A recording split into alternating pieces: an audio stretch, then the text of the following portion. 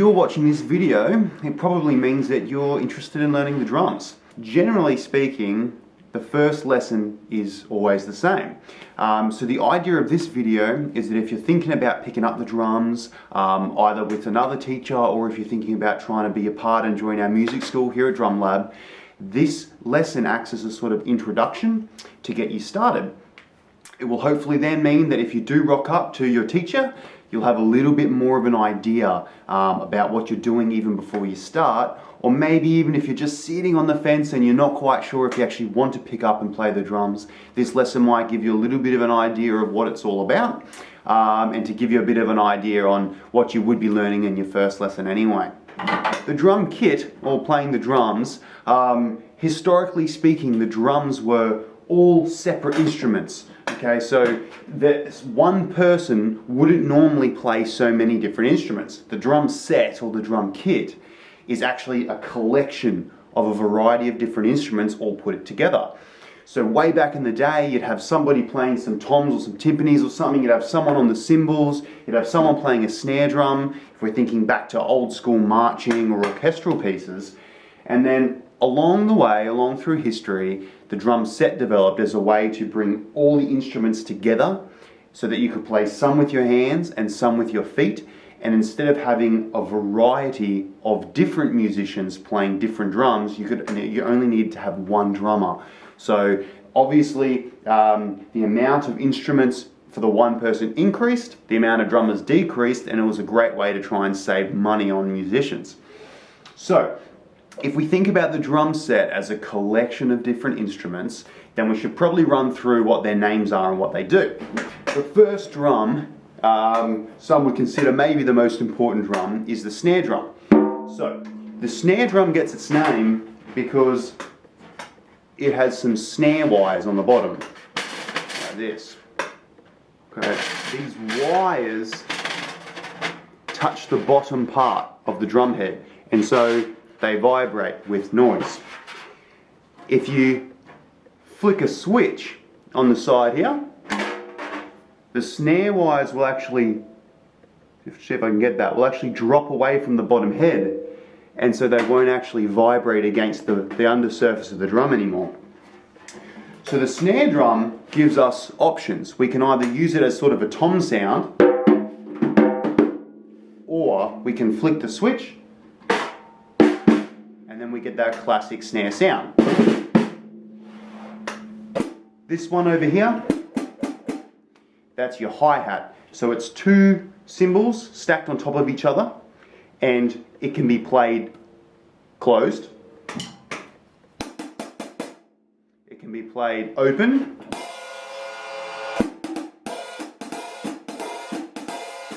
It can be played with your foot. It can even be splashed with your foot. Or in quite a lot of music, like in a lot of rock music, it'll actually be semi-open, like this. And then you get a bit of a washy sound. The other one on our foot, all the way down here, the biggest drum on the drum kit is the kick drum or the bass drum, depending on where you are. It's played with your foot. Above the kick drum, we've got your toms. So we have a high tom and a mid tom, and then down here we have the floor tom. Now the toms are different diameters, so depending on what type of kit you have, normally your high tom will either start at 10 inches or 12 inches. For my particular kit here, I've got a 10-inch tom, a 12-inch tom, and then a 14-inch floor tom. And as those diameters get larger, the depth or the pitch of the drum gets deeper.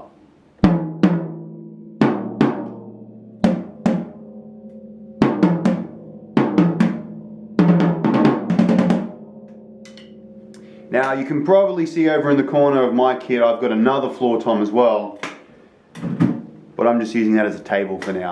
So obviously you can get more drums than this, but this is essentially the basics. So our snare drum, our bass drum, our high tom, mid tom, and our floor tom.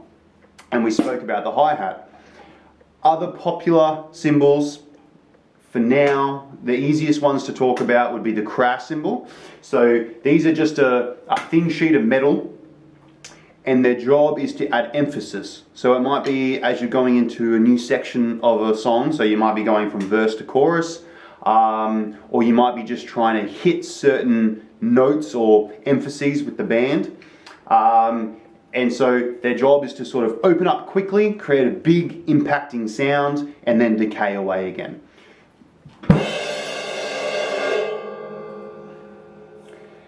Then over here we have the ride cymbal. This is the big cymbal over here. It's used a lot in rock music to ride on, hence it's called the ride cymbal. It just adds a little bit more of a reverb, or it opens up the space a little bit more than the hi-hat. The hi-hat, because they touch, it's generally quite crisp sounding, whereas the ride cymbal echoes a little bit more and just gives a different vibe. The ride cymbal is also heavily used a lot in jazz music as well.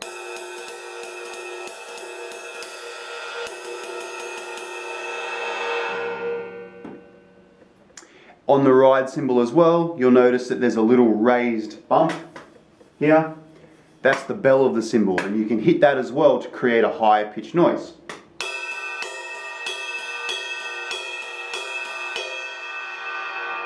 When you're playing drums, you need to be using drumsticks, okay, which are these bad boys here.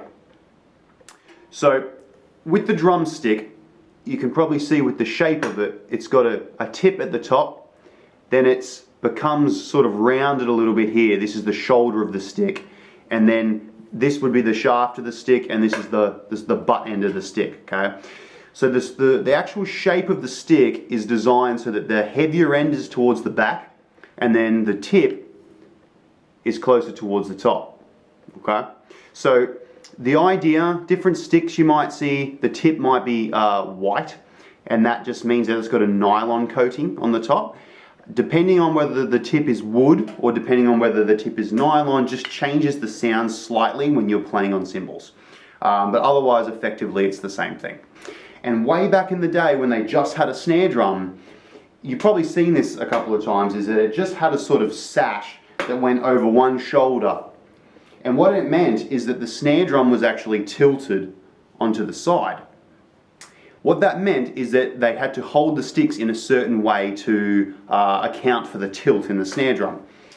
So, this first way that you can hold the sticks is called traditional grip, and it's called traditional grip because it's sort of honouring what it used to be like. Okay, a lot of jazz drummers and big band and that sort of music will still use traditional grip. So, if you were to take your hand out and sort of make a gun shape, what the stick is going to do is go crossways through that gun shape. So we're going here, the stick's going to go through here and on the other side of your thumb, and then close over like this.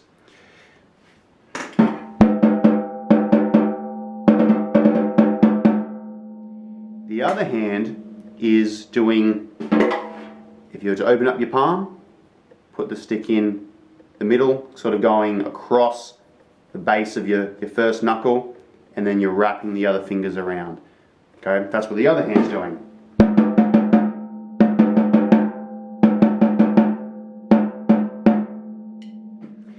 Now, a lot of people don't use traditional grip anymore. Like I said, a lot of jazz drummers or big band drummers will still use it.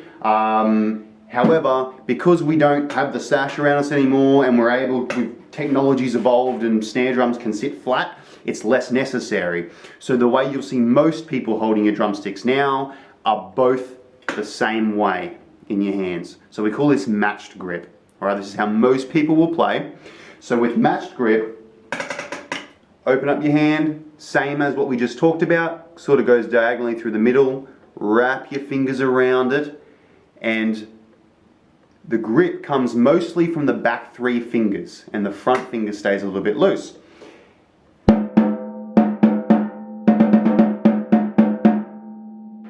This way, both your hands are symmetrical. So if you're looking down at your hands, it should be the back of your wrist that faces up towards the ceiling, because your wrist moves great in this range of motion, up and down. It doesn't move so great sideways. So you'll see a lot of people end up, especially beginners, will play with their thumbs facing up towards the ceiling. Make sure the backs of your palm are facing up towards the ceiling instead.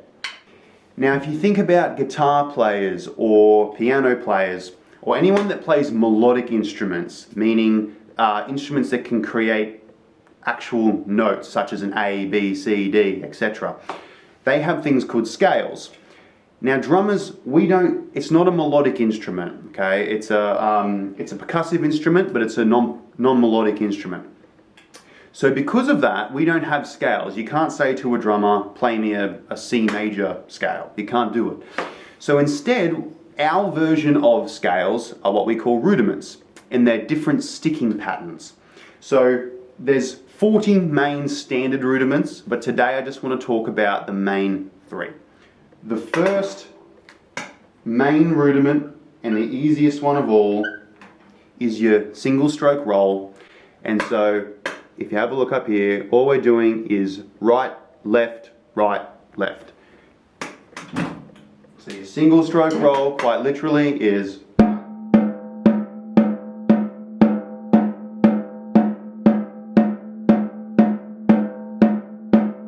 the next of your primary 3 rudiments are your double strokes. So as you can probably imagine the name suggests, with your double strokes, you've got 2 on each hand. Okay, so we're going right, right, left, left, right, right, left, left.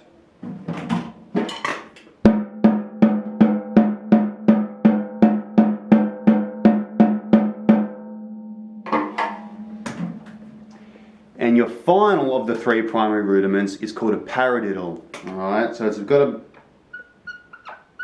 bit of a funny name, which a lot of rudiments do with drums. But this is essentially a combination of your single stroke and your double stroke. So we're going right, left, right, right, left, right, left, left. So we've got 2 single strokes, right, left, and then a double, right, right. Then we're swapping over to the other side. 2 singles, left, right, and a double, left, left. Right, left, right, right, left, right, left, left.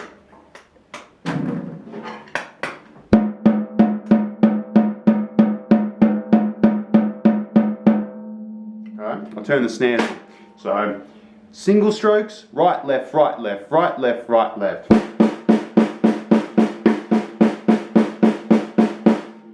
Double stroke roll, 2 on each hand, right, right, left, left, right, right, left, left.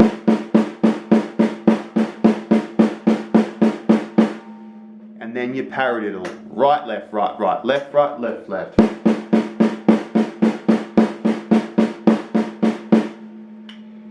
Now at first, playing all the rudiments on the snare drum, you might sort of wonder why even bother having different combinations, because it does all sort of sound the same. The reason is that as you start practicing and getting a little bit better, you can put the rudiments around the drums and then they will sound very different. So even if I was to split and put one hand on the tom and one hand on the snare and play those rudiments again, you'll hear how different they are. So I'll do singles, doubles, and paradiddles, but this time just move one hand to another drum.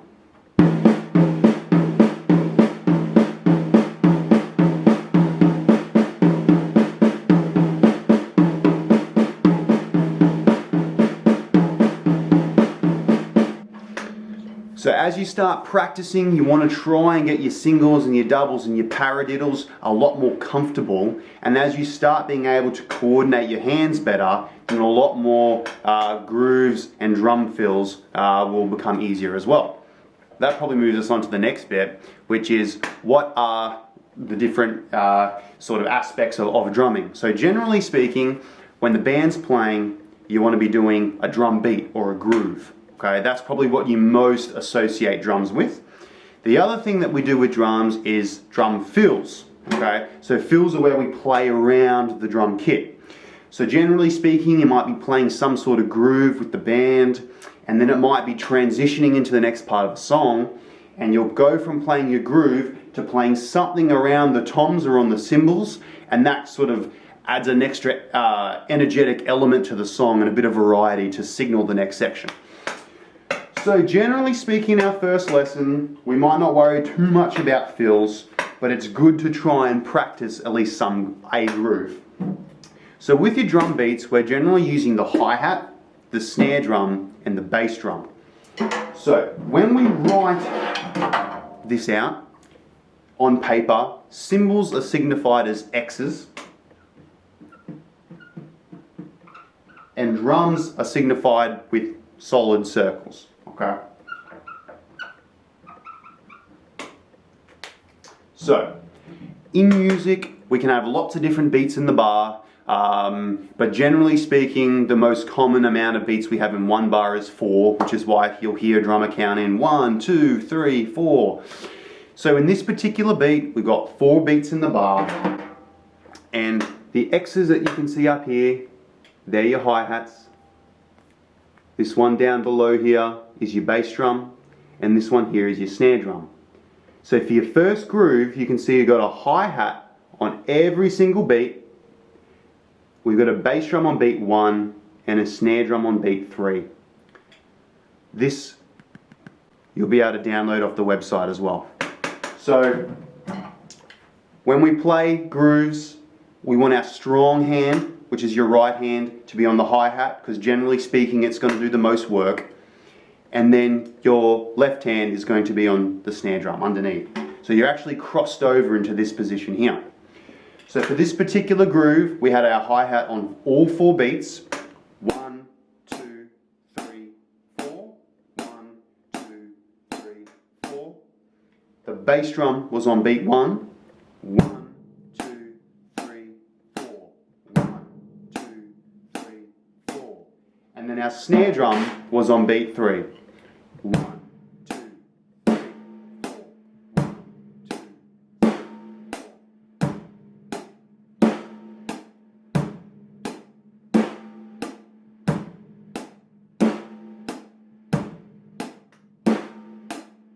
So when you're first starting out, go nice and slow. Try and get the groove to be as consistent as possible, because remember, the drum is the backbone of the band. Everyone else's time is sort of based around your time, so you want to try and be nice and consistent. Once you start getting a little bit more comfortable with that groove, you can start to try and speed it up.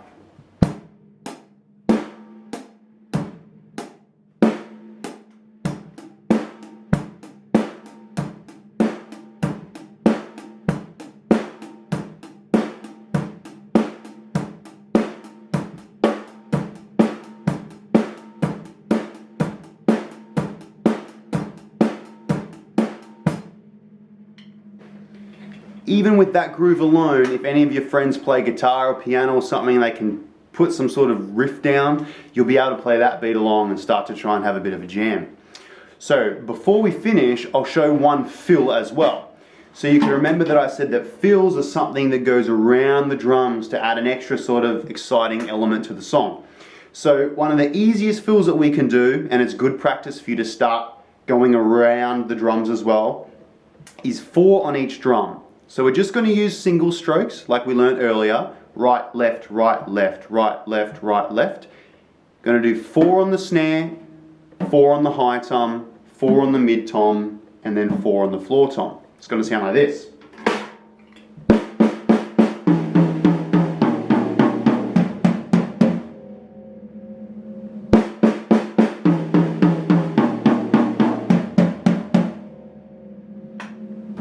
Then, if you're feeling really brave, what we try and do is put the drum beat and the drum fill together. It'll sound something like this.